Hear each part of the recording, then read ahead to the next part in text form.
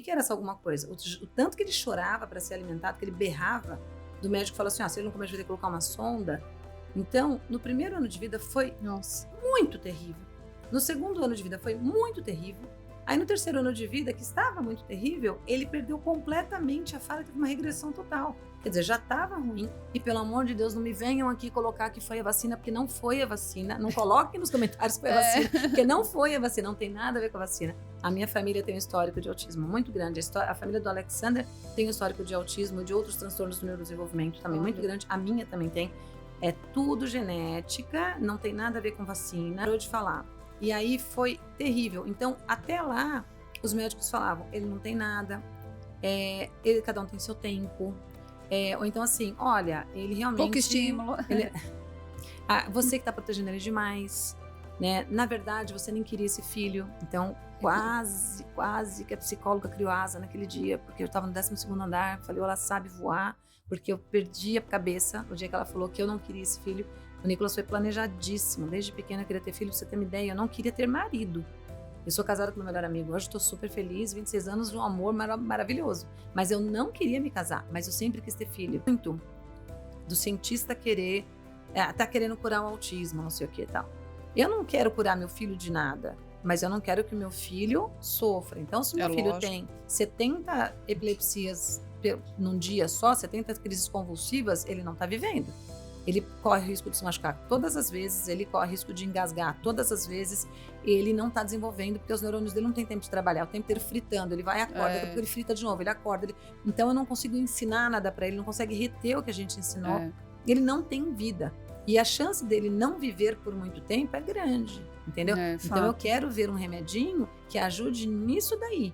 Tá certo. Para autismo não tem remédio.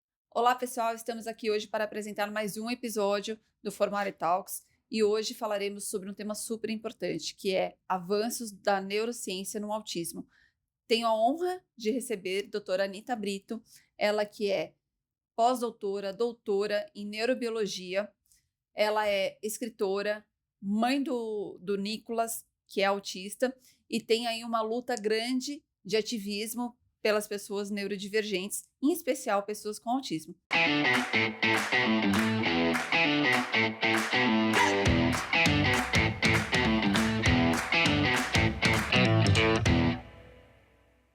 Seja muito bem-vinda. Oi, Marina, tudo bom? É um prazer estar aqui. Gostaria de agradecer muito o convite, né, e pelo carinho, e espero que a gente possa ter um bate-papo aqui bem legal. Com certeza, Anita. Obrigada por você disponibilizar o seu tempo e passar a informação para as pessoas, né? Você é uma pessoa muito estudada, que entrou nesse mundo aí de cabeça, e eu acho que nada melhor para a gente conhecer um pouco do seu trabalho, conhecer um pouco da sua história, da sua trajetória, como que foi a sua formação, como que você chegou aqui, né, no mundo tão específico aí da neurobiologia no autismo. Eu entrei de cabeça de verdade, né? Porque eu fui para estudar cabeça e fui de cabeça. Na verdade, eu tenho a minha formação ela é em língua e literatura inglês norte-americana, então minha licenciatura, né? Letras em inglês, e aí depois eu fiz um bacharelado em tradução, isso lá na década de 80, 90, porque eu sempre gostei muito de dar aula, e eu queria dar aula de algo, então eu fui vendo assim o que era rentável na época, porque eu queria dar aula de qualquer coisa, né? E aí, na época, inglês estava muito legal, eu sempre tive facilidade com línguas, então fui inglês, né? Então eu fiz essas 2 graduações e depois eu fiz aí eu tive filho, eu falei, bom, agora eu vou ter um filho agora, faço um ano sabático aí e no outro ano já volto para o mestrado. E só que o Nicolas começou a aparentar uma série de coisinhas desde os primeiros dias e depois desde os primeiros meses, e isso foi se agravando em alguns aspectos. O que era só um sinalzinho aqui, uma preocupaçãozinha ali, foi se transformando em sinais de autismo mesmo, de um autismo, inclusive, na época mais severo, né? Muito preocupante. E naquela época, 25 anos, né? Você sabe que era só mato, ninguém tinha um caminho aberto. Então, não tinha médico especializado, ninguém entendia e tal. E aí, para esse um ano sabático que eu tirei 8, né? Então, 8, imagina, acho que mais até, uns 12 anos. E só em 2008 que eu fui fazer o meu mestrado. Aí eu fui fazer meu mestrado em literatura portuguesa e dialogismo. Eu sou louca por literatura, por linguística, tudo mais. E eu queria fazer 2 doutorados, pra você ter uma ideia. Um de linguística e um literatura. E meu plano desde pequena era fazer, tá? E eu queria ser até doutora, né? Só que aí, quando eu terminei meu mestrado, eu vi que eu não estava mais tão feliz assim, Na área, né? na área, porque eu te falei, eu tenho que entender o cérebro, pensei assim, eu tenho que entender o cérebro autista, né? Tenho que entender o cérebro autista, e na verdade eu vi que eu tinha que entender o cérebro, porque o cérebro autista ele é muito diverso, e o cérebro típico ele é muito mais parecido, muito funciona num padrão muito mais parecido, apesar de todas as diferenças. E aí eu mudei para neurociência completamente. Aí terminei meu doutorado, já estou no meu 2º ano de pós-doutorado lá na USP, já estou entrando no outro pós-doutorado para o ano que vem, já estou com outro projeto pronto já. Então, estou muito feliz, muito realizada. Você gosta de estudar bastante. Amo, meu hiperfoco, sempre foi. Eu amo estudar, desde pequena eu amo estudar. Meu negócio é estudar, não gosto de televisão, não gosto de sair, não gosto de praia, meu negócio é estudar, estudar, estudar, estudar, estudar. Gosto de teatro, gosto de artes e estudo. Livro, adoro. Que bom. E o seu doutorado foi em qual área? Neurobiologia. Então, eu fui estudar realmente tanto que eu entrei pela veterinária da USP, né? As pessoas acham até estranho, por que eu entrei pela veterinária? Porque minha professora, que é uma das primeiras a começar a estudar aqui no Brasil, algumas questões neurobiológicas do autismo, inclusive é dela, aquele estudo dela e da doutora Fabielle, que é nossa amiga lá de laboratório, o estudo dos astrócitos no autismo. Não sei se você lembra quando saiu uma época os astrócitos inflamados, excesso de interleucina 6 e tal. Esse estudo veio de lá, então saiu até na capa da revista na época, tal. É um estudo muito importante que tem sido super citado porque tem grande relevância. E ela estava lotada lá na veterinária da USP e ela já estava pegando uns alunos para poder estudar autismo. Então, quando eu fui para lá, eu fui para poder estudar autismo com ela e aí a gente tive que fazer as matérias lá da veterinária, tive que fazer anatomia. O que não foi um problema para você. Nenhum, que adoro, né? Mas aí eu fui fazendo as matérias de neurociência, de neurobiologia, fui estudando o funcionamento do cérebro e tudo mais para poder correr atrás porque eu já não vinha de uma formação como os meus colegas de laboratório. Tive muita ajuda no laboratório, todo mundo foi muito legal comigo, minha professora sempre foi muito maravilhosa comigo.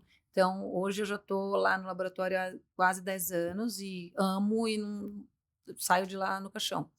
E isso é muito bom, né? A gente ter algo que nos impulsione, que nos motive. E você tem o interesse muito por conta da questão pessoal também que aconteceu aí na sua vida, né? A busca em querer ajudar o seu filho. Sim. E você realmente foi a fundo nisso. O seu pós-doutorado foi em o que você está pesquisando, Ana? Continuo estudando a neurobiologia, mas eu estou focando agora em epidemiologia do autismo e epigenética. Nosso estudo está muito legal, muito bom. Conta um pouco para a gente, então. Agora eu estou fazendo, nesse momento, nós estamos agora em junho de 2024, né? E nesse momento eu estou fazendo um trabalho na cidade de Campina do Monte Alegre, né? Que é o interior de São Paulo, é uma cidade com 6 mil habitantes. E a gente conseguiu fazer lá com que a gente conseguisse assim meio que fechar a cidade. Então o prefeito de lá é o primeiro prefeito com paralisia cerebral do Brasil, né? Então que é bem legal. Opa. Ele tem bastante, inclusive, comprometimento devido à paralisia cerebral, mas ele não deixou com nenhum comprometimento desse batesse nele, né? Então ele está lá trabalhando tudo direitinho e ele aceitou fazer o nosso trabalho lá. Então, e a gente está agora indo para São Sebastião da Grama, que é uma outra cidade no interior de São Paulo, essa com 12 mil habitantes, é o dobro de Campina do Monte Alegre, que também o prefeito de lá aceitou fazer tudo, chamou a filha dele e falou, a partir de agora você vai falar com a minha filha, e a filha dele está sempre falando com a gente, já está fechando, semana que vem a gente já começa o estudo lá. Então, em suma, a gente vai na cidade, percebe todos os casos que ainda não foram diagnosticados por falta de médicos na cidade, ou médicos especializados, ou realmente a fila acaba ficando grande. Qual o N de vocês? Então, agora a gente está assim, em Campina do Monte Alegre, a gente ainda não fechou todos os laudos, né? Mas já está dando cerca de 87 pessoas autistas já laudadas, a gente está terminando agora os outros laudos, né? E ainda a gente tem que pegar o número da Secretaria de Educação e de Saúde. Cruzar. Então, vai dar um número ali, vai passar de 1%, por exemplo, que o CDC fala de 1 a 2% da população, vai passar de 1%.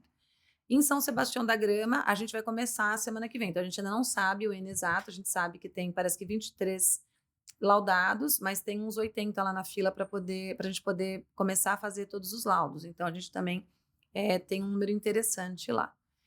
Depois que a gente fizer a coleta, que a gente fizer o laudo de todo mundo, que a gente monta equipe multidisciplinar para fazer o laudo, são várias reuniões, várias entrevistas, se tem dúvida, volta, rechama a família. Time grande, hein? Sim, time é grande. E aí só que o time a gente monta com profissionais da cidade e tem algumas pessoas da USP que estão envolvidas. Então, a gente vai até a cidade, treina o pessoal da cidade, eles tiram todas as dúvidas que eles têm, e aí vai os horários especializados. O doutor Bruno Duarte também está participando com a gente, ele como psiquiatra responsável, né?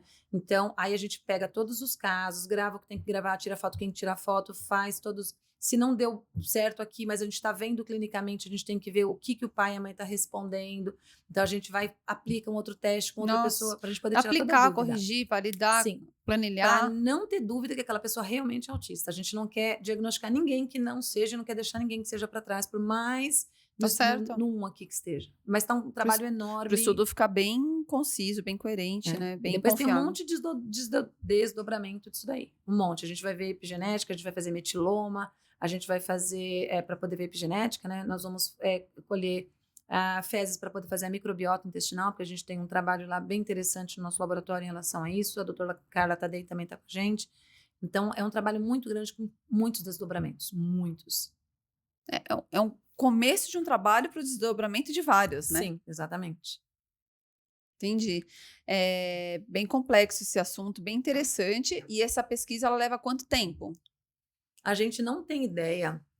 A gente acha que assim, mas algumas encarnações vão trabalhar com os dados, porque o nosso questionário final, depois que a pessoa é laudada, tudo, eles respondem um questionário que eu desenvolvi no meu doutorado, que foi até na BMC Psychiatry, saiu o nosso artigo científico todo, que a gente desenvolveu junto com a doutora Helena Brentani do HU, né, da USP lá, do Hospital das Clínicas da USP. Então, o nosso N desse primeiro trabalho foi de 2.141 autistas e 495 controles. Então, um número bem grande. Muito grande. Trabalho muito legal, tá? Na internet, tudo. E a gente está dando continuidade a esse trabalho, só que agora a gente está a gente melhorou um pouco mais o questionário, melhorou a captação de dados.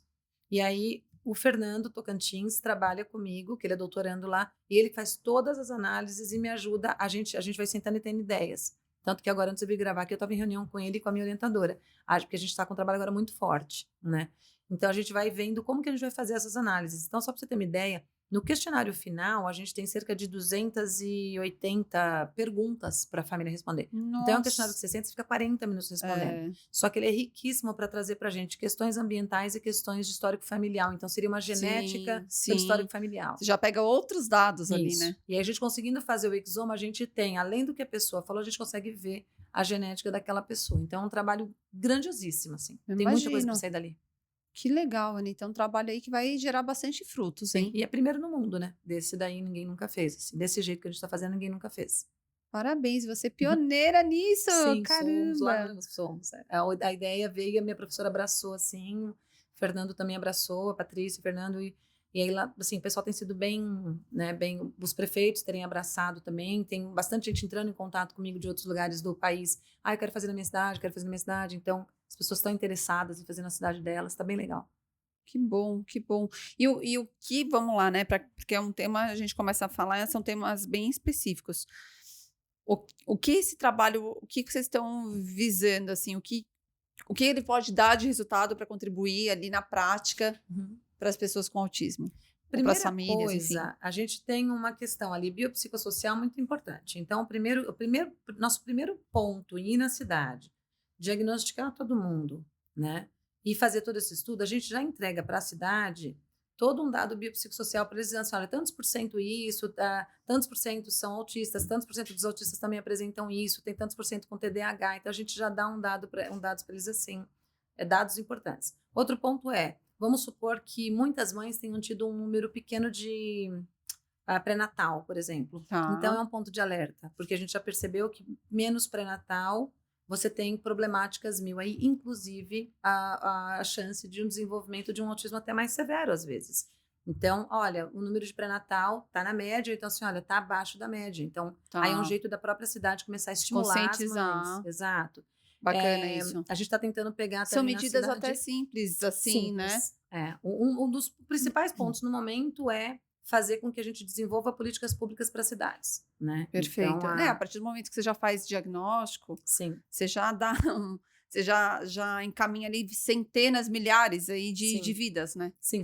De pessoas que é aquilo, né? Aquela pulguinha que você tinha atrás da orelha, não, é alguma coisa, É alguma coisa. É alguma coisa e eu preciso olhar para isso e quanto antes eu olhar, melhor vai ser para todo mundo, principalmente para a criança. Que foi para mim isso, Marina, porque o Nicolas, quando ele tinha 2 meses, até os 2 meses eu estava falando, nossa, graças a Deus, meu filho é muito quietinho, nossa, que bom, ele é um anjinho. Só que ele tomou a primeira injeção, não chorou, tomou a segunda injeção, não chorou, e eu também não chorava. Eu também fui uma criança muito atípica e tal. E aí aquilo me acendeu alguma coisa, eu falei, nossa, ele não chora para as injeções. Tá, mas super bonzinho e tal. Aí, com 2 meses, me acendeu mais. O mamar dele era diferente, tudo era diferente. Aí, com 4 meses e meio, ficou muito nítido, porque ele não queria ser alimentado por nada nessa vida. Ficou nada. nítido que ele tinha alguma coisa ou tinha Alguma nítido coisa. que era autismo? Alguma coisa, porque eu não sabia, porque primeiro, o autismo ele não tinha o não tinha mesmo. hoje. Eu conhecia um pouquinho de autismo, eu conheci o básico, eu conheci o autismo do Rain Man, daquele filme do Dustin Hoffman, né? E o que eu tinha aprendido na escola no magistério, mas era muito pouco, eu tive pouquíssimas aulas. Então, eu fui falar assim, ó, tem autista. Mas não foi falado assim, ó, autismo é isso, né? Era alguma coisa. O que era essa alguma coisa? O tanto que ele chorava para ser alimentado, que ele berrava, do médico falou assim, ó, se ele não comer, a gente vai ter que colocar uma sonda. Então, no primeiro ano de vida foi muito terrível. No segundo ano de vida foi muito terrível. Aí no terceiro ano de vida, que estava muito terrível, ele perdeu completamente a fala, teve uma regressão total. Quer dizer, já estava ruim. E pelo amor de Deus, não me venham aqui colocar que foi a vacina, porque não foi a vacina. Não coloquem nos comentários que foi a vacina, porque não foi a vacina, não tem nada a ver com a vacina. A minha família tem um histórico de autismo muito grande. A família do Alexander tem um histórico de autismo e de outros transtornos do neurodesenvolvimento também muito grande. A minha também tem. É tudo genética, não tem nada a ver com vacina. O jeito que ele nasceu, ele já nem chorou para nascer, né? Então, assim, não tem nada a ver com vacina, pelo amor de Deus. Ah, mas é na mesma época, a gente chama de correlação espúria, porque ele já tinha tomado outras vacinas antes. Ah, mas foi essa, não tem a ver com vacina, só isso. Então, assim, quando ele tinha 3 anos e 8 meses, ele teve uma doença chamada púrpura de Renox-Schlein. Ele quase morreu. O que é essa doença? Eu não conheço. É uma doença autoimune que ela ataca as plaquetas, tanto que a gente morre de medo dele pegar dengue, porque as plaquetas baixam com tudo, você vai a óbito, mas você tem uma hemorragia interna. E ele não comia? Ele já estava começando a comer assim. 3 meses, é isso? Isso, com 3 anos e 8 meses. 3 anos, desculpa, tá. Então a gente estava conseguindo dar comida para ele no sacrifício ali, né? Na força do ódio dele. Mas a gente estava dando comida. Só que ele teve essa doença. Antes disso, ó, ele era vacinado de tudo. Mesmo assim, ele teve rubéola, ele teve cachumba, ele teve, sabe assim, ele ia tendo as doenças mesmo. Então, o Nicolas, ele tem um problema muito da minha família, que eu também tenho, de imunidade. É uma questão imunológica. Isso eu não estou falando porque eu li no WhatsApp, estou fazendo porque eu estudo no laboratório. Então, é uma questão Você não recebeu nenhuma corrente sobre isso? Nenhuma corrente que vai ser amaldiçoada se não passar para frente. Não passem isso para frente, que isso é maldição. É a corrente. Então, verdade. É uma questão imunológica, né? Que vem do tipo de autismo que você tem na minha família, né? Ele parou de falar. E aí foi terrível. Então, até lá, os médicos falavam, ele não tem nada, cada um tem seu tempo. Ou então assim, olha, ele realmente... Pouco estímulo. Você que está protegendo ele demais, né? Na verdade, você nem queria esse filho. Então, quase que a psicóloga criou asa naquele dia, porque eu estava no 12º andar, falei, ela sabe voar, porque eu perdi a cabeça o dia que ela falou que eu não queria esse filho. O Nicolas foi planejadíssimo, desde pequena eu queria ter filho, pra você ter uma ideia, eu não queria ter marido. Eu sou casada com meu melhor amigo, hoje estou super feliz, 26 anos de um amor maravilhoso, mas eu não queria me casar, mas eu sempre quis ter filho. E quando eu comecei a namorar com o Alexander, eu comecei a ficar com o Alexander, na verdade, eu já queria ter filho no ano seguinte, eu já estava planejando, já estava escolhendo. Porque você já queria ter filho muito antes. Eu queria ter filho, marido não queria ter, entendeu? Então, não é um filho que veio de acidente que eu não queria ter. Acho que eu estou me prolongando aqui muito no assunto, mas assim... Não, porque realmente foi algo que te incomodou ali, né, em ouvir isso. Só para dar um punch, assim, quando, com 5 anos e meio, veio o diagnóstico dele de autismo, quando chegou esse diagnóstico, foi um alívio para mim, porque autismo não mata. Pessoas autistas morrem porque elas são mortais, porque ninguém é eterno, mas elas não morrem porque elas são autistas, né? Ou agora alguma doença que venha, alguma questão comórbida que venha, pode até matar. O autismo, sim, o autismo, o transtorno do espectro do autismo, a condição autismo não mata, então me deu um alívio. Então, para algumas mães, vem como um peso e para outras como um alívio. Para mim, veio como um alívio, porque alguma coisa ele tinha, entendeu? Não, e não era você ali 5 anos e meio, né, gente? É muito tempo. Muito tempo. Você fica no personagem, né? Só você sozinha, porque eu tava sozinha nessa viagem. Sim. E quantas culpas aí, a gente falou bastante hoje sobre isso, né, em outros episódios. Quantas culpas as mães, a gente, né, sua mãe também, a gente carrega desde sempre, né? Sim. Uhum. E na situação de vocês, uma culpa ainda muito maior. E com a infelicidade de alguns profissionais falando coisas ali que se falavam, né? Acho que falar isso há 20 anos atrás, 25 anos atrás, ok. Perdoável. Agora, falar isso hoje em dia não é mais aceitável, né? Não dá mais. Hoje em dia não dá mais. Já deu, já. Já passou dessa era de mãe geladeira, pelo amor de Deus, esquece. E aí a gente entrou nessa história porque a gente estava falando dos benefícios da sua pesquisa, né? Então a gente falou da questão do diagnóstico, por isso a gente voltou, deu essa volta e chegou aqui. Da questão da importância do pré-natal. Sim. Né? Então, quer dizer, já também dá uma bela orientação e uma prevenção, algo que realmente possa ser feito antes, não é que vai resolver, mas a gente pode minimizar bastante coisa, né? Bastante umas formações, enfim. E que mais? Não que seja pouco, tá? Porque já é bastante coisa, mas assim, só para saber se tem mais alguma coisa ou não. A gente fazendo os exames de metiloma e microbiota, a gente vai conseguir entender melhor essa questão da microbiota, o eixo intestino-cérebro. Então, a gente vai conseguir porque a gente vai ter um grupo ali controlado e a gente vai fazer autista e vai fazer controle. Então, a gente tem uma questão que a gente consegue comparar, né? Para poder entender o quanto a microbiota tá nisso daí. Porque beleza. Como? Quanto? E isso não está respondido. De novo, não adianta vir aqui embaixo e falar, tá sim, porque doutor, não sei o que tá. Cuidado, não tá, é muito complexo. E o mais importante, não é autismo, são autismos. Então, a gente não pode dizer que isso daqui é uma coisa só, né? Então, a gente também vai tentar responder essa questão, né? Na verdade, nem responder, é trazer algumas questões e trazer mais perguntas também. E ajudar a desenvolver políticas públicas e aquela cidade chegar no governo e falar assim, porque não interessa se você é oposição ou se você é situação. Sim. Se você chegar no presidente da República hoje e disser assim, olha, a minha cidade, ela é do seu partido, ela te apoiou, e olha só o que a gente precisa. Ele fala, gente, corre lá que vai ficar chato pra gente. Se você chegar e falar assim, olha, eu sou do outro lado, dá uma olhada na minha cidade, como é que tá? O presidente vai falar assim, olha, corre lá. Então, assim, é sempre benefício para a cidade saber o que está faltando. Então, a gente tem uma carência hoje muito grande de fonoaudiólogas nas cidades. No país, no país inteiro. No país inteiro. De TO. Uma carência muito grande de TO. Mas você sabe que isso é uma questão mundial, né? Sim, sei. Não você sabe, Austrália, né? tudo. Tem Estados Unidos também. Estados Unidos. Todas as vezes que eu fui lá para Miami, conversei bastante com o Gadia, o Weston lá. Sim. Nossa Senhora, é um sacrifício. É um sacrifício. Fonoaudiólogo. E assim, e é um ramo super legal, né? É super bacana, porque você faz fonoaudiologia, mas você pode pegar para várias áreas. Sim. Né? Então, tem um nicho de trabalho muito importante, tem nichos de trabalho muito bons. Então, fonoaudióloga, TO, tem carência. A própria carência da polícia local, da guarda municipal, saber como lidar com aquela pessoa autista se estiver em crise. Então, tem uma série de coisas que o trabalho pode chegar a resolver, porque vai levar conscientização para a cidade como está aquele quadro. E não é só de autismo, porque a gente acaba levando, o questionário ele é longo, então você consegue levar quantos tem de TDAH, quantas pessoas você consegue ampliar, né? Consegue ampliar. Quantas pessoas com transtorno obsessivo compulsivo. Então, a gente consegue dar uma série de dados para a cidade para poder melhorar. E, então, assim, como eu disse, biopsicossocialmente é muito interessante. Sim. Parabéns aí, porque é um baita estudo. Quantas pessoas envolvidas nesse estudo? De equipe? De equipe, assim, no momento, assim, somos eu, o Fernando Tocantins e o Alexander, meu marido, né, que também trabalha com a gente diretamente nisso, e a minha orientadora Patrícia. Então, nós somos os cabeças mesmo, assim, do projeto. Né? Então, se for ver da equipe de dentro da USP, eu e o Fernando, junto com a minha orientadora Patrícia. Gente, eu achei que fosse umas 20 pessoas. Não, aí a gente pega todas essas pessoas, aí tem, por exemplo, o doutor Bruno Duarte, que ajuda na questão de fechar o diagnóstico, mas a gente também está vendo em outras cidades como é que aí a gente está treinando, por exemplo, na cidade de Campina do Monte Alegre, a gente tem a Maria Vitória, que é a psicóloga da Secretaria de Educação. Uma psicóloga só? São 6.000 pessoas só. Então, essa psicóloga, ela já dá conta, porque é uma cidade muito pequena. Tem a Raquel, que a Raquel, ela é assistente social da cidade, ela conhece a cidade inteira, porque ela é assistente social da cidade. Tem a Catiane, que é enfermeira da cidade, ela conhece a cidade inteira. Entrou agora a Catherine, que é a psicopedagoga. Né? Então, elas me ajudam a fechar os diagnósticos de acordo com as questões que a gente vai vendo, né? Junto com o doutor Bruno, tudo para a gente poder ver. É autismo, não é autismo. Então, em cada cidade, agora em São Sebastião da Grama, a Gabriela já está montando lá a equipe para ver quais os profissionais lá que vão querer participar, porque a gente vai para lá semana que vem para poder treinar os profissionais. Então, a gente vai treinar, vai conversar. Isso daí é longo, é o dia inteiro, ensinando, mostrando. Só que já são profissionais da área. A gente não vai pegar, né, a professora da cidade, a manicure, a engenheira, a advogada.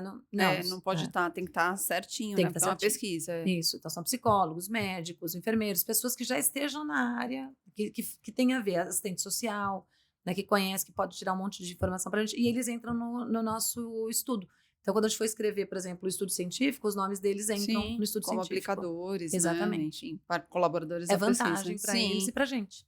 Não, e não só por isso, né? Mas pelo propósito mesmo, que é um propósito Uhum. muito nobre, né? Sim. Uhum. Anitta, fala um pouquinho pra gente como que tem se falado muito dos estudos com ressonância magnética, de neuroimagem, Uhum. como que esses estudos podem ajudar no diagnóstico, no tratamento do autismo? É algo que é novo, não é? Uhum. Explica aqui para o pessoal entender o que é isso. Uhum. É novo, né? Se a gente for pensar assim em relação a algumas coisas, é novo. Ao mesmo tempo, o estudo de ressonância magnética ele já tem vindo trazendo algumas coisas. Então, primeiro entender que ressonância magnética existem alguns tipos, não existe um tipo só, né? E conforme a tecnologia hoje ela vai avançando, a gente está conseguindo chegar em questões mais profundas do que a gente via antes. Então, antes a gente tinha um tipo de ressonância magnética, há muitos anos atrás, que você mal conseguia ver alguns tipos de tumores. Aí depois você começou a ver, por exemplo, tomografias, por exemplo, você mal conseguia ver uns tipos de tumores. Na ressonância, você não via bem algumas células ali que você precisava ver, você não conseguia ver direito a comunicação, o eletroencefalograma. Então, todos esses aparatos, eles têm melhorado e têm avançado conforme a gente tem mais técnica, conforme a gente consegue melhor. Então, em relação à ressonância magnética, a gente tinha agora até pouco tempo, ainda tem ainda, estudos de ressonância magnética mostrando, por exemplo, como que era o desenvolvimento da camada de cima do cérebro, que a gente chama de córtex, por exemplo. Então, a gente tem toda a comunicação cerebral aí em cima, assim, onde vai se comunicando tudo. Vamos pensar assim. Então, a gente tem aquela camada mais cinzenta, que é onde tem os neurônios, e no meio a camada mais esbranquiçadinha, que a gente chama ali, camada branca, né? É ali onde tem os axônios, então, as bainhas de mielina, por isso que ele é mais branquinho, mais gordurinha e tal. E em cima tem os neurônios, aquela camada mais acinzentada. Então, em cima, bem em cima da superfície, a gente chama de córtex, por exemplo, né? Então, alguns estudos de ressonância magnética mostraram que em autistas de nível 3, autistas de nível 1 com altas habilidades, também mostra diferença. Tem gente que acha que o autista, autista mesmo só aquele de nível 3, de suporte, por exemplo, né? Só aquele mais severo, só aquele não sei o quê. Isso faz com que a gente tenha muita desinformação, né? Então, assim, a gente tem níveis aí de suporte diferentes, né? Tem níveis de gravidades diferentes, porque vai depender de uma série de coisas, mas a gente tem uma semelhança em algumas coisas, que é por isso que todos eles são chamados de autista. Então, algumas questões de ressonância magnética mostraram diferença no córtex. Então, esse lado aqui mais espesso, enquanto esse outro lado aqui está um pouco mais afinado. Ou seja, se esse está mais espesso, é porque existe ali, muito provavelmente, um excesso de trabalho naquela região. Então, a pessoa muito focada em determinada coisa, que ele está mais espesso. Se ele está mais afinado, muito provavelmente é porque não existe aquele trabalho ali, você entende? Então, assim, foi mostrando diferenças no funcionamento cerebral e até numa questão realmente de afinamento e espessamento do córtex cerebral. Se está mais fino ou mais grosso, já está diferente do cérebro típico. Se está diferente do cérebro típico, não quer dizer que seja pior ou melhor, quer dizer que está diferente. E isso daí foi visto justamente em autistas, por exemplo. Hoje, a gente está tendo um estudo bem mais legal, que é a ressonância magnética de difusão. Então, ela vai mais a fundo. Aí, o que ela mostra? Então, por exemplo, você tem os neurônios, então vamos imaginar que isso aqui seja um neurônio, então você tem aqui a soma, né, o núcleo, e aqui os dendritos. E aqui é o axônio, então é onde ele vai passar, e aqui no fundo ele vai ter outros dendritos para poder passar informação. Então ele recebe informação aqui, né? Aí pelas vesículas, aí aqui assim ele vai jogar uns caldinhos aqui assim, esse aqui recebe, vem aqui no meio, aí ele pega e passa aqui correndo e passa para o outro. Certo. O que tem sido visto em algumas ressonâncias magnéticas de difusão? Que na hora de você passar essa informação, uma questão, aqui você tem uma questão química, e na hora que você vai passar aqui também você tem uma questão química elétrica, o cérebro tem uma questão muito elétrica, que ele tá mais lento para poder passar. Então, aí você chega num cérebro típico, por exemplo, você vai lá, passou a informação, ele chega, ele rapidinho vai para o outro. Eles estão vendo que alguns cérebros autistas, lembrando que são autismos, né? Ele chega aqui, ele vai mais devagar para poder passar a informação. O tempo de latência, digamos, por exemplo. Então, assim, existem outras coisas também. Gostei dessa explicação, como ficou super didática, é verdade. Porque é um assunto complexo, né? É complexo, entender o que é neurônio, o que é, né, axônio e tal. Então, quando você concorda comigo que se ele está indo mais devagar, ele pode não estar com nenhum defeito, vamos dizer assim, porque pelo menos está indo, né? Só que se eu tiver um problema aqui na bainha de mielina, que é uma bainha que protege, ele vai fazendo uns gominhos assim, então vamos supor que esteja muito mielinizado, já nem vai passar, ou então vai se dispersar, por exemplo, tá? Por isso que não aprende. Não aprende. Aí ele vai aqui bem devagarinho, então a hora que ele chega aqui, que esse aqui vai mandar para o outro, toda essa pouca velocidade, ele pode fazer com que se perca informação no meio do caminho. Então, assim, são uma série de coisas que a gente está conjecturando ainda do que está acontecendo, mas percebeu-se em alguns casos, por exemplo, uma questão mais slowly, assim, mais lenta, né, nessa passagem de informação. Se eu tenho uma passagem de informação mais lenta, eu também vou ter um processamento mais lento, uma né? aprendizagem mais lenta, uma aprendizagem mais uma lenta, retenção mais uma lenta, retenção mais lenta, né, menos eficaz. E assim por diante. Ou seja, como que a gente faz para poder melhorar isso, né? Aí a gente também está tendo muitos estudos hoje em relação a terapias, né? Medicamentosas e não medicamentosas, mas nesses casos tem que ser geralmente medicamentosa, geralmente. Mas aí como que a gente faz para fazer isso? E aí, deixa eu tentar explicar. Por exemplo, quando a gente vai tomar um remédio, né? Então, vamos supor que você vai tomar um remédio você vai tomar um anticoncepcional, comprimido para você não engravidar. O neném fica no útero, né? E aí eu pego e tomo um comprimido. Esse comprimido vai para o útero? Esse comprimido vai para o estômago, né? E aí ele tem que se comunicar com o meu cérebro, ele não se comunica com o meu útero, vai se comunicar com o meu cérebro para dizer, olha, não vai ovular, não vai engravidar, beleza. Como que eles comunicam se eu também tomei um remédio para dor de cabeça, mas eu também estava com a unha do dedão infeccionada, aí eu tomei um remédio para isso. Aí esse meu braço eu quebrei, eu tomei um remédio. Eu vou tomando tudo via oral, ou tudo injeção, por exemplo, ou xarope, ou qualquer coisa. Muitas mulheres engravidam, né? Não, mas então, é verdade, é verdade. O que acontece aí? Quando eu tomo esses remédios, eu tomo moléculas que vão se acoplar a outras coisas que estão no meu corpo. Então, eu tenho que ter receptores no meu corpo. Então, eu tô com dor, eu vou tomar um remédio que ele fala assim, olha, eu vim aqui para poder passar dor. O receptor do meu cérebro fala assim, opa, você vai se acoplar aqui a mim. Então, a gente toma coisinhas que vão se acoplar a outras coisinhas, né? Então, como é que a gente faz agora para poder fazer com que a gente desenvolva uma droga para que quando eu tomar, e qual molécula que vai ser, que tipo de enzima, que tipo de proteína, que tipo do que vai ser, para quando eu tomar, o meu cérebro entender, opa, vem cá você, eu vou me acoplar aqui, agora essa corrente vai ficar mais rápida e você vai funcionar de uma forma mais esperada. Essa medicação já está sendo testada? Não, algumas medicações para algumas coisas sim, para essa daí eu não estou sabendo de nada, porque inclusive esse estudo agora de ressonância magnética de fusão, ele é muito novo, é de abril desse ano, se eu não me engano, que ele foi publicado em março desse ano. Eu estava lendo ontem antes de vir conversar com você, falei, deixa eu ver mas é desse ano, aqui. Tem um mês e meio, 2 meses eu acho que saiu esse estudo. Então a gente, assim, é muito interessante e lembrando, esse remedinho não seria para dizer assim, olha, Marina, vou te curar do seu autismo. Sim, nem não essa pretensão, né? Nunca é essa pretensão, que as pessoas confundem muito do cientista querer, tá querendo curar o autismo, não sei o que e tal. Eu não quero curar meu filho de nada, mas eu não quero que o meu filho sofra. Então, se meu filho tem 70 epilepsias num dia só, 70 crises convulsivas, ele não está vivendo. Ele corre o risco de se machucar todas as vezes, ele corre o risco de engasgar todas as vezes, ele não está desenvolvendo, porque os neurônios dele não têm tempo de trabalhar, o tempo inteiro fritando, ele vai e acorda, daqui a pouco ele frita de novo, ele acorda. Então, eu não consigo ensinar nada para ele, não consegue reter o que a gente ensinou, ele não tem vida. E a chance dele não viver por muito tempo é grande, entendeu? Então, eu quero ver um remedinho que ajude nisso daí. Tá certo. Para autismo não tem remédio. Agora tem remédio para as comorbidades e para as coisas que tiram a autonomia da pessoa. E no final das contas, né, a gente trabalha para isso, para a pessoa ter uma vida mais digna de ser vivida, uma vida mais autônoma, ter realmente qualidade de vida, né? Acho que dignidade é a palavra, né?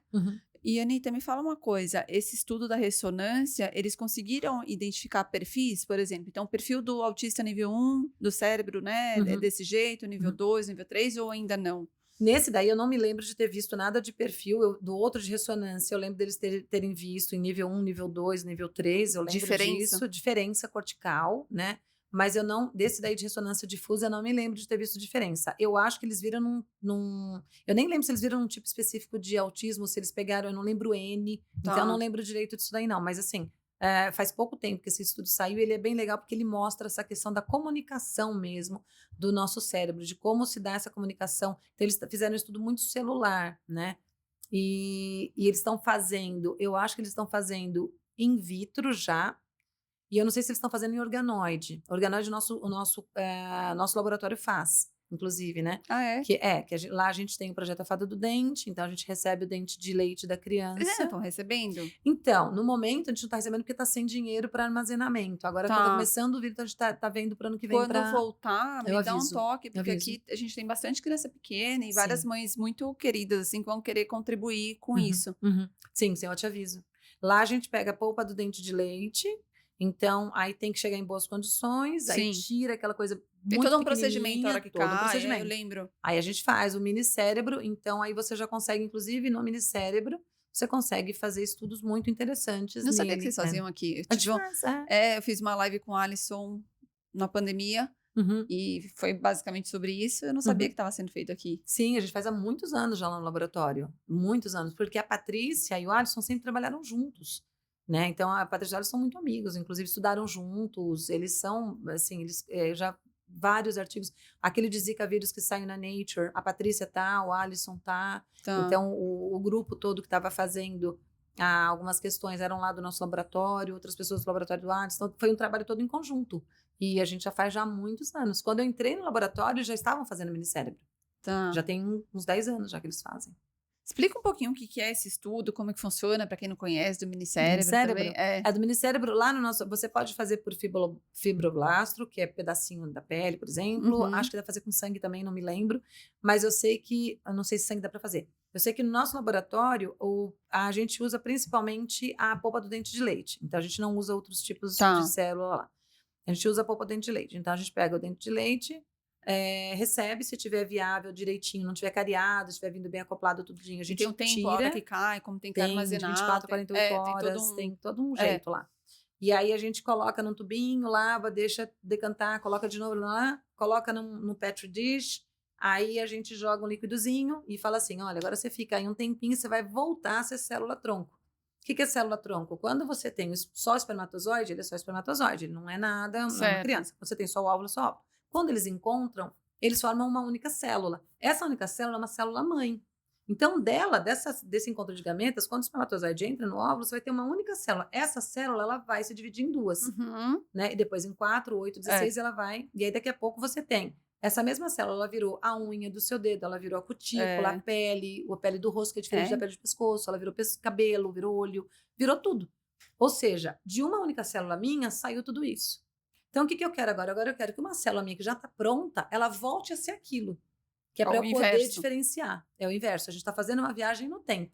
Então, eu pego essa célulazinha. Então, por exemplo, ela é dente de leite. Por que polpa de dente de leite? Porque a polpa de dente de leite é muito rica. Então, eu vou ter um aproveitamento bem legal ali. Faço ela voltar a ser uma célula-tronco. Então, dali eu posso fazer qualquer coisa. Um mini fígado, um mini rim, um mini coração, sei lá, um monte de coisa. No nosso laboratório, o que eu quero que ela seja? Células de cérebro. Então, eu não estou formando um humano dentro do potinho, eu estou formando células.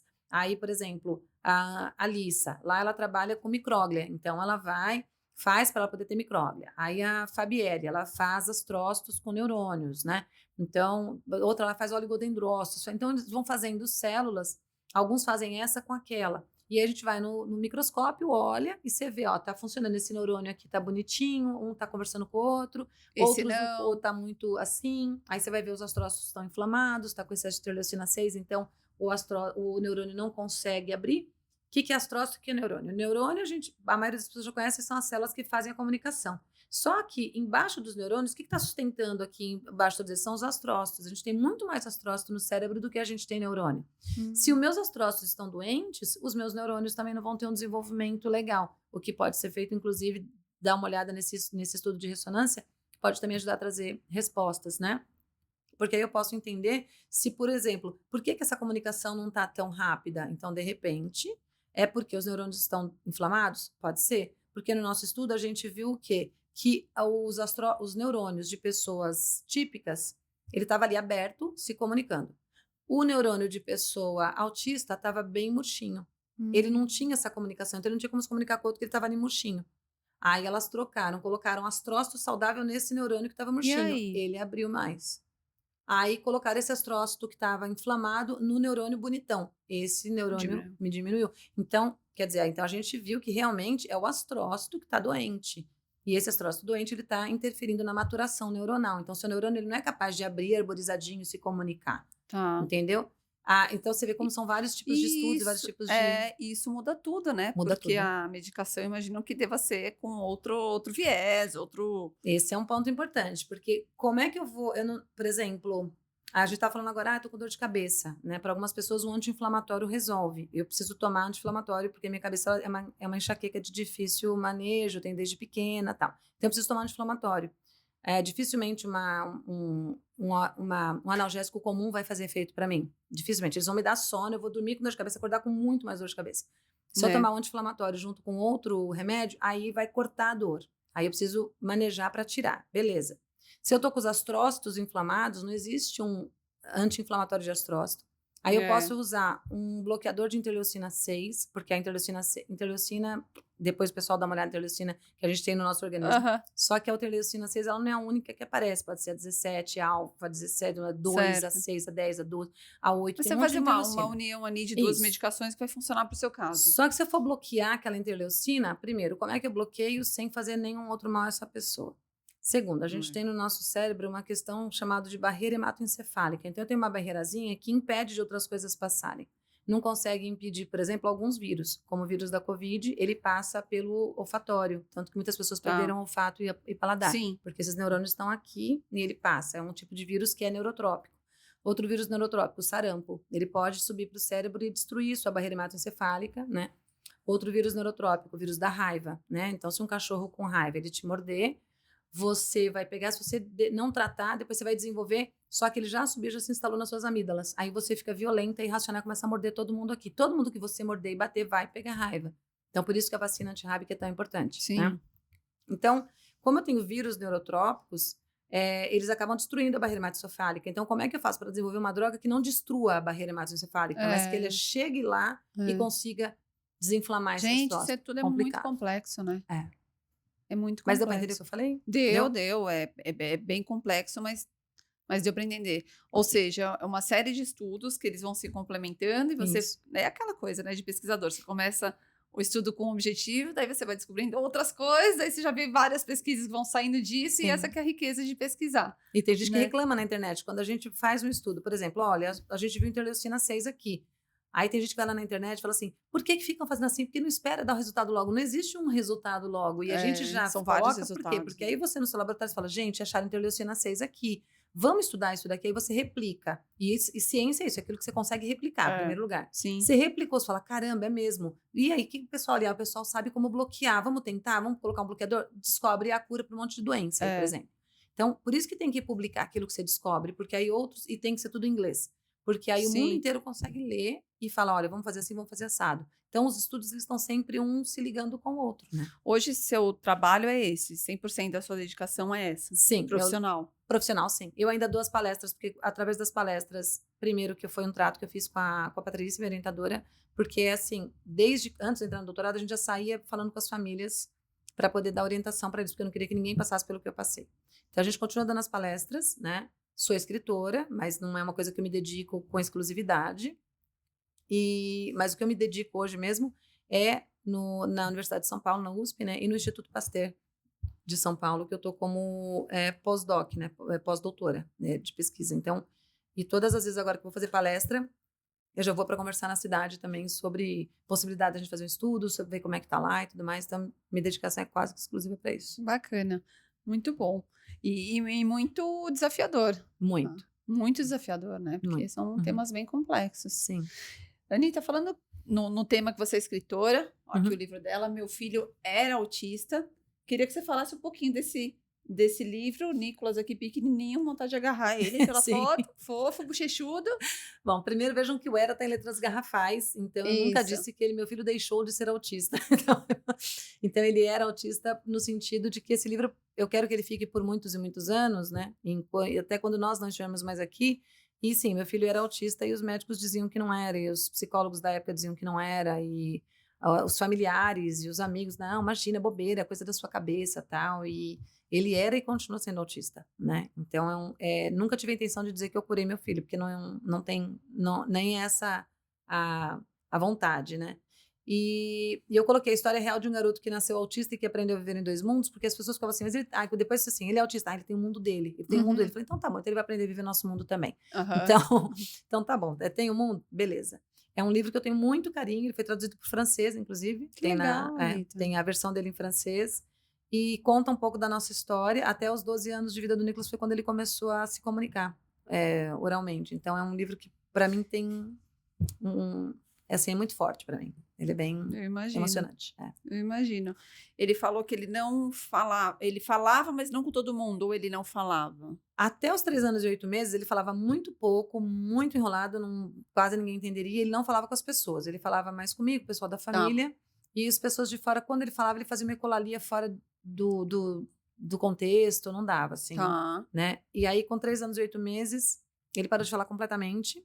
Voltou a soltar umas palavrinhas com 5, 4 anos e 11 meses. Uma palavrinha ou outra. Você gosta de chocolate? Você é bonito? Você quer comer agora? Você é irmão do Guilherme? Então era aquela coisa, né? Com 6 para 7 anos ele começou muito com as ecolalias. Então ele ficava imitando um pedaço de desenho. Sim. E aí depois, a gente estimulando a fala, ele começou a responder uma coisa ou outra. Fazia terapia, tudo. Sim, eu que fazia tudo com ele, porque não tinha nenhum terapeuta, né? Levei ele para uma fono, numa época, a fono ajudou bastante em alguns aspectos. Ele já estava com, acho que uns 10 anos, 8 anos mais ou menos. Porque como ele não falava muito, ele tem até hoje a bochecha mais gostosa do mundo, mas porque ele não falava e ele não mastigava, ele tinha seletividade alimentar. Então, era bem flacidazinha, assim, a bochecha.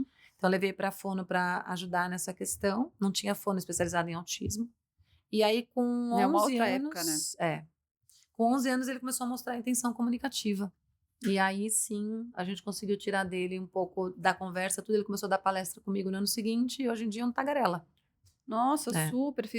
Gravei um episódio com ele, uma graça. Desenvolve super bem. A gente tá deixando ele sozinho agora nos podcasts. Antes ele falava, você vai comigo, né, mãe? Você vai comigo, né, mãe? Eu falei, filho, você já não tá homem? É verdade. Agora ele já começou a gravar ele é muito querido. Podcast sozinho. Muito querido. Ele tem um coração, assim, uma coisa genuína, boa nele, né? Ele tem isso na fala dele, no olhar dele, você sente isso. Muito querido. E que desafio, né? Viver tudo isso, passar por essa história do seu filho que te mobilizou para esse caminho. Que mensagem você pode dar para as famílias, para os pais, para os profissionais? Não sei, assim, o que faz sentido aí na sua trajetória deixar de mensagem como inspiração mesmo, né? Primeiro que, assim, não existem respostas simples para questões complexas. E o cérebro humano é complexo. Não é o cérebro autista, o cérebro humano é complexo. Fato. Então, esse negócio de coach de internet, algumas pessoas da internet que, assim, falam de tudo, aí um dia resolve falar de autismo, tem que tomar muito cuidado. Informação de internet, elas são muito rápidas, então você precisa fazer um videozinho no Instagram para ganhar like, para movimentar as redes sociais, acaba não dando a informação correta, né? Então, a gente tem que tomar bastante cuidado, ir atrás das informações verdadeiras. Informações verdadeiras não são fáceis. Por exemplo, você pega um artigo científico, você que é uma pessoa estudada, tudo, não é qualquer artigo científico que você vai conseguir desenrolar, não é qualquer artigo científico que eu vou conseguir desenrolar. Se estiver fora da minha área, eu vou ter dificuldade de ler. Não adianta eu saber inglês fluente, né? E ser neurocientista. Se eu for ler um artigo de genética muito complexo, de biomol, por exemplo, né, de biologia molecular, eu vou conseguir entender o artigo no geral, mas um monte de coisa eu não vou entender. Aí eu vou pedir ajuda para uma pessoa do meu laboratório. Ou seja, mas eu tenho um laboratório para pedir ajuda. Para quem que a mãe ali vai pedir? Então vão atrás de informações verdadeiras, não caiam em qualquer bobeira e não existe atalho. Quando a gente pega atalho, é onde a gente se perde. Então não pegue atalho. E é o mesmo atalho da Chapeuzinho Vermelho. Você está indo para o lugar errado, está indo para o lugar do lobo mau. Sai. Aí, quando a gente tem filho, o filho é para a vida inteira. É para a vida inteira. Então, não interessa se ele é autista ou se ele não é autista. Ele é para a vida inteira. A gente se preocupa com eles a vida inteira e ama a vida inteira. Se você não fizer nada hoje, ele vai continuar sendo nada amanhã. Se você fizer muita coisa hoje, ele pode evoluir só um pouquinho amanhã. Para você é só um pouquinho, mas para ele é bastante. Porque é mais um passo que ele está à frente. Então, nunca desistam dos filhos de vocês. E pedir para os profissionais para eles se especializar mais, estudar mais, fazer, né, cursos que realmente valham a pena e que estejam embasados tudo em ciência, para não colocar os pais aí também em situações periclitantes. Anitta, obrigada por você ter vindo aqui, disponibilizado o seu tempo, ter largado lá o laboratório, né, para estar aqui disponibilizando seu conhecimento, para que várias pessoas entendam como que está a ciência, para onde que a gente está caminhando, quais são as possibilidades, e deixar claro também que a intenção nunca é curar o autismo, e sim trazer possibilidades novas de medicação, de conhecimento, de avanço da ciência. Exato. Eu que agradeço imensamente pelo espaço, né, por ter trazido aqui um pouco dessa informação que é tão legal. A gente fala um pouco de neurociência e te agradeço de coração. Espero ter ajudado de alguma forma. Obrigada. Para as pessoas que quiserem me seguir, o meu Instagram é @AnitaBritoOficial, tudo com T só. Muito bom. Obrigada, Anita. Eu que agradeço. Terminamos aqui mais um episódio do Formulário Talks. E para você que está nos acompanhando no YouTube, clica no sininho. Se não está inscrito, se inscreva também. Siga a gente no Instagram, siga a gente no Spotify e deixe seus comentários. Ative o sininho também. Deixe a gente lá nos favoritos para sempre que subir algum material, algum conteúdo novo, você conseguir acessar. Obrigada, pessoal!